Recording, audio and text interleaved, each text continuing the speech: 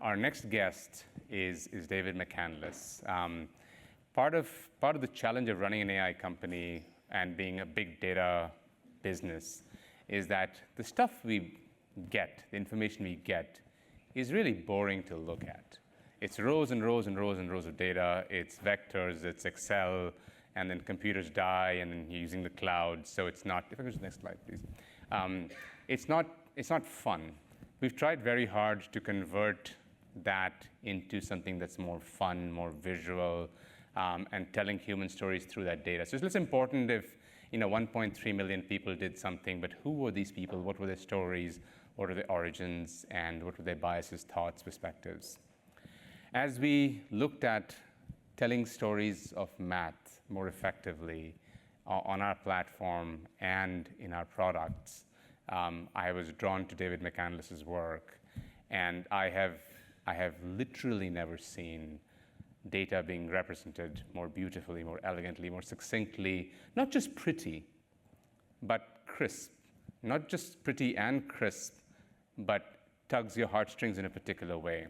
And so his book showed up in our house a few weeks ago, and it's a good data product when your 8-year-old scours through it, devours it, and asks you questions like, so what are tampons, Dad? So David, I have to thank you for accelerating that. But please welcome David McCandless, legendary visual artist, to walk you through the state of the world. Okay. Thank you. Yeah, so hello. My name is David. I live and work in London as a data journalist and information designer. And that's just basically a sort of fancy way of saying that I love data and information, all kinds of data and information, numbers, ideas, words, statistics, and taking that data and information and turning it into graphical images that anyone can understand, the kind of art of visualization. And then I like to go a step further and design that visualized data and information so that it reveals something interesting or allows us to see what's important in the sea of data that surrounds us or maybe drowns us. Or design it so that it tells a story. That's the data journalism part. And I think when you do that, when you gather data, you analyze it, you visualize it, you design it, you tell a story with it, strange and interesting and even quite magical things can start to happen to data. So today, I want to tell you I'm going to tell you a few data-driven stories. I'm going to take you on a little data-driven tour of the universe, of the world. And maybe you can see for yourself at the end whether you agree with me, and maybe you already do, that data is beautiful. So I'm going to start with a data set I think we can all relate to, or maybe we struggle to relate to, and that's billions. What does $1 billion look like, or $100 billion, $1,000 billion? These numbers are routinely circulated in the media and in press reports.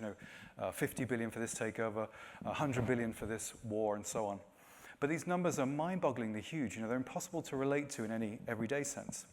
So frustrated by this, I gather a load of these numbers from various sources, New York Times, Guardian, well, New York Times literally, Guardian, and so on, and visualize them in this chart I call the billion-dollar-ogram. So the blocks here are sized according to the amounts, and the colors here represent the motivation behind the money. So green is revenue, pink is giving money away, and so on. So when you take big abstract data points like these and you visualize them like this, you instantly have a different kind of relationship to them. You can literally see them. But more interestingly, you can start to see patterns and connections and links between numbers that would otherwise be scattered across multiple sources. Numbers you'd never necessarily see together. And let me just highlight some for you. So over here on the left, with the amount given to charity by the American people, you incredibly generous people, over $320 billion a year given to charity. And you can contrast that with the amount given in foreign aid by the top industrialized nations of the world, just $170 billion. Over here, let's see what else we got. This is some of the wealth stack of some of the biggest tech titans of our age. We've got Mark Zuckerberg there at the top, 128 billion. We've got Bill, I think I can use first names, right? Bill, 139 billion. Jeff on 195, and Elon on a staggering $277 billion. And just for contrast, just a number I plucked at random, this is how much it would take to lift 1 billion people out of extreme poverty, 175 billion. Now, that tech stack was their wealth at the end of at the beginning of 2022. And as you know, the last year, and inflation, cost of living, supply chain, all kinds of turmoils in the markets, and you'd be sad, maybe surprised to know that billionaires have been some of the biggest losers of 2022. So in this chart, we've got the amount of sheer billions lost across the horizontal, and on the vertical, we've got the percentage of wealth lost here. And you can see Elon has suffered the most, probably, I would say, lost about 150 billion.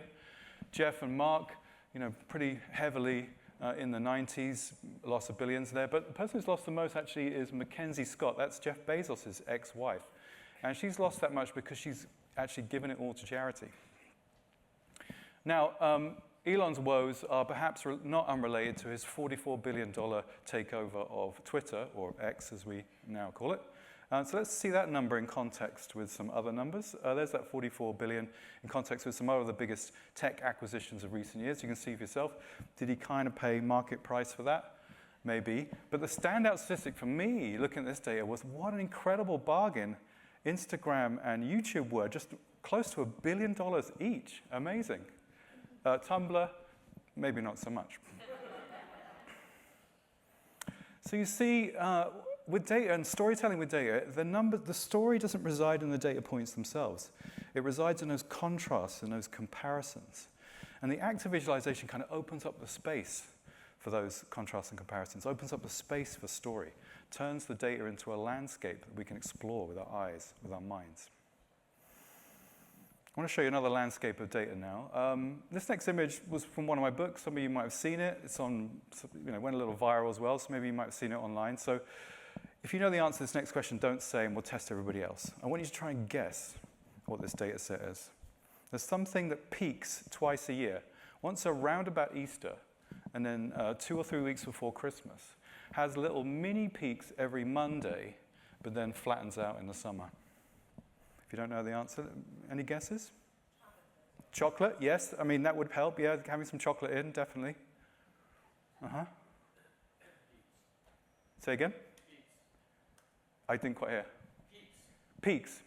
No, P-E-E-P-S. Oh, peeps. Oh, yeah. Right, yeah. Yeah, sort of, no. Shopping, yeah, a bit of retail therapy would help. You're close. It's actually most common breakup times, according to Facebook's status updates.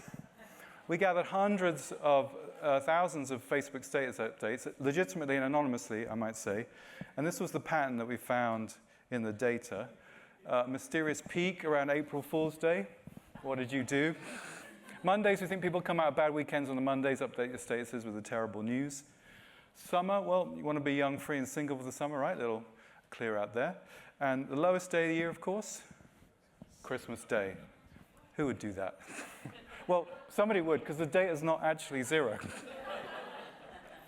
So, we're generating so much data now, every hour, every second, every millisecond, Facebook, Twitter, the social data on top of every data, the big data, the data lake. It can feel like we're drowning in data. We can feel like we're overwhelmed. But one way to kind of respond to that or deal with that is to have the right kind of question to ask of the data, the right kind of inquiry. And if you're lucky and your question is sharp enough, then visualization, a pattern, a story that emerges from your data is like gold emerging from the lead of data. So, in the act of visualization, we're working with, we start with data, we add a question, and then obviously we have a visualization, a display. How do we convey it to people? How do we present it? So visualization, I always think, is a bit like a new kind of camera. I often find myself thinking compositionally. What's in the foreground? What's in the background? What's in focus? What's out of focus? Is this a wide shot, or is this a zoom? Sometimes just a few numbers or a bunch of statistics can reveal something about a world or a topic or an area. Like, for example, recently I've been looking at clean energy, and the news from clean energy is heartening, literal rays of hope, amazing possibilities. For example, solar power, the potential of solar power is incredible. We could easily and technically harvest around about 401 million megawatt hours per day from solar power. What does that mean?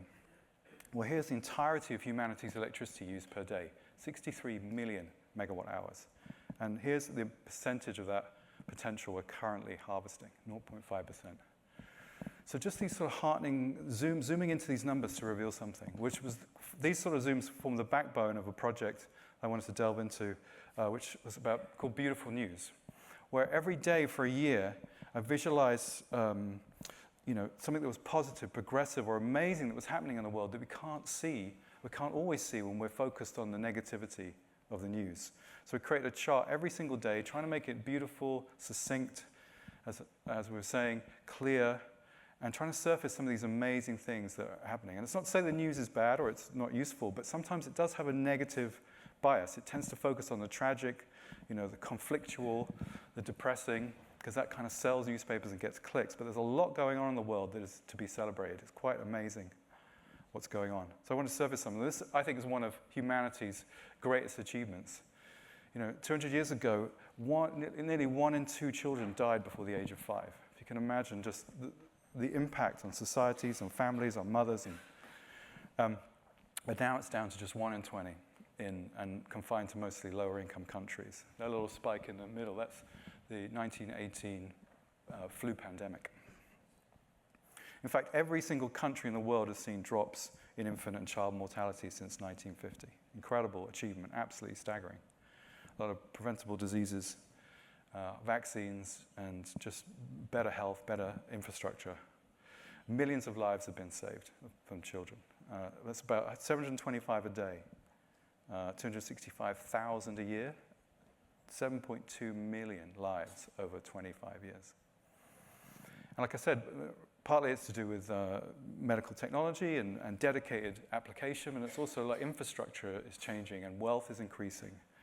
Extreme poverty is decreasing, so the amount of people living on less than $2 a day has decreased. It's a beautiful trend, a beautiful, steady, irrevocable trend. And so actually this chart is a little bit deceptive, because this area here, as you can see here, the drop between 16% and 9.3% actually disguises a trend. That's actually equivalent to 140,000 people a day being lifted out of extreme poverty. And at the same time, more and more people getting access to electricity and all that brings, 340,000 people a day, and it lifts humanity up. It's lifting us up. And what leads to wider macro trends, if you like this, life expectancy in Africa soaring from unacceptable levels in the 60s to now a full lifespan. A beautiful trend. Beautiful news. So I love doing that. I love being able to turn this camera on what can't be seen usually, or unveil something we couldn't perceive. It's got such flexibility. So we can zoom into these numbers, we can reveal, or maybe we can do a wide shot. We want to see something, we want to see a wider picture, we want to see a deeper layer, we want to see a more comprehensive view. And a lot of the images I've been showing you today are more quantitative data, measurables, tables, spreadsheets, and so on. But you can also apply this camera and this lens to qualitative data. So sentiment, human relational data, and so on. More fuzzy data. Some of you may work with that too. So an example of that might be this. This is a visualization of the left and right political spectrum. So this image is a concept map. So it shows how political ideas percolate down from government into society and culture, into families and individuals and background in a cycle. And like the billions, through contrast and comparison, we can tease out the differences, subtle or not so subtle, between each side. And that's helpful, especially in the political domain. When we have gaps in our knowledge, we tend to fill them with our caricatures, our projections, our biases. So it's helpful to be able to see what each side stands for, get a clear view. For example, on the left, there's a focus on fair trade. But on the right, it's more about free trade. Okay, there's a difference. On the left also, there's the goal at the heart of the left is personal freedom for everyone. But the goal at the heart of the right is economic freedom for everyone. It's a subtle difference. And it's helpful to see these differences because sometimes both sides use the same words but mean different things. So for example, equality on the left means a level playing field for everybody. But equality on the right means opportunity for everyone. There's a difference. Freedom on the left means freedom from power and abuse. But freedom on the right means the freedom to do it yourself, to succeed or fail, to bootstrap yourself. So both sides, they stand for equality and they fight for freedom, but they're standing and fighting for slightly different concepts, and that's maybe sometimes where the conflict comes in between them. Now, I have to admit, I felt a little conflicted making this image. I'm a journalist, I've worked for The Guardian and so on, and I noticed as I was making this image, I really wanted this left-hand side to sound better than the right-hand side.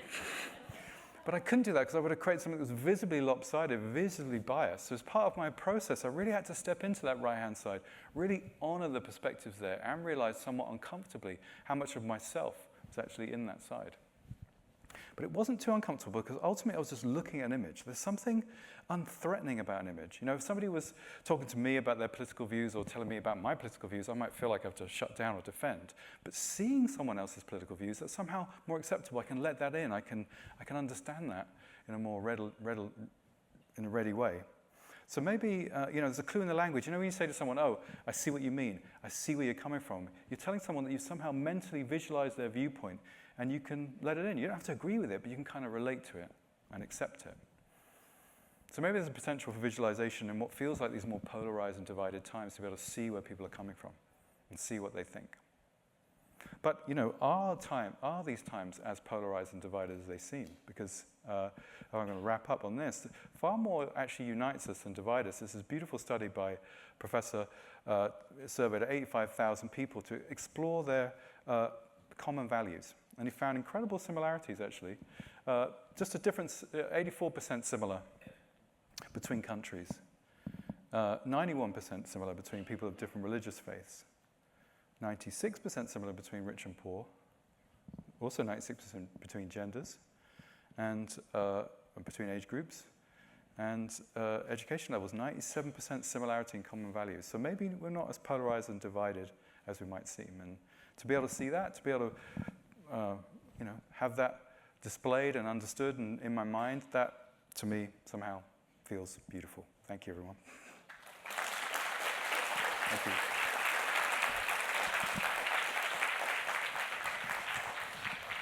So I have one question for you, and then we'll maybe give a minute or two. Sure. How do we steal this? How do we get access to build amazing things? Yeah, like I need to this? build an AI that does it right.